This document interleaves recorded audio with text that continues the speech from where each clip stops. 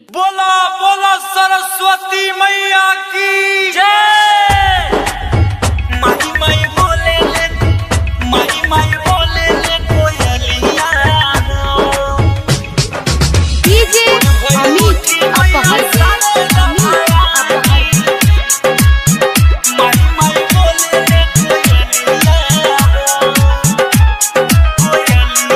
presented by Zenmata Studio।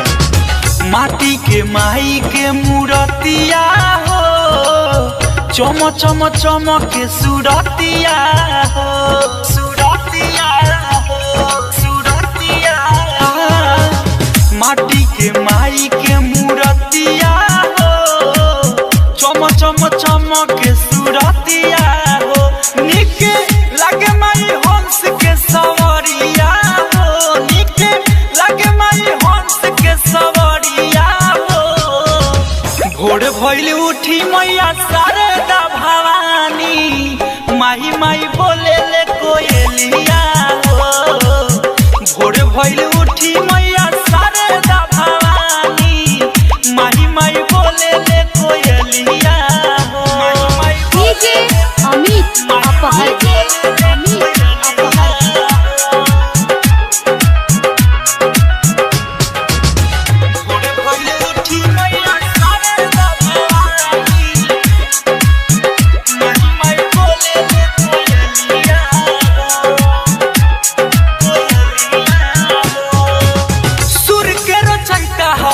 Saraswati मैया एही से करेला सब लोग पूजैया, सब लोग पूजैया।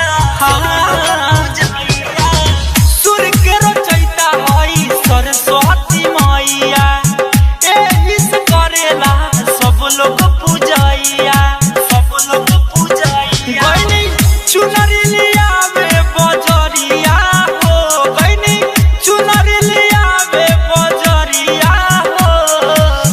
भोर भइल उठी मैया शारदा भवानी, माही माही बोले ले कोयलिया हो। भोर भइल उठी मैया शारदा भवानी, माही माही बोले ले कोयलिया हो। डीजे अमित अपहर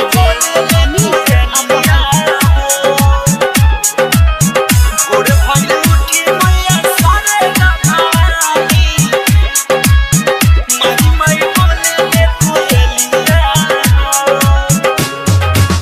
राइटर अनमोल कैले पूजा के तैयारी, विक्रम विद्यार्थी देखो भीड़ बाटे भारी, भीड़ बाटे भारी, भीड़ बाटे भारी। राइटर अनमोल कैले पूजा के तैयारी, विक्रम विद्यार्थी देखो भीड़ बाटे भारी, भीड़ बाटे भारी। गावे सुबह सन मिलाई भजनिया हो, गावे सुबह अमित भजनिया हो।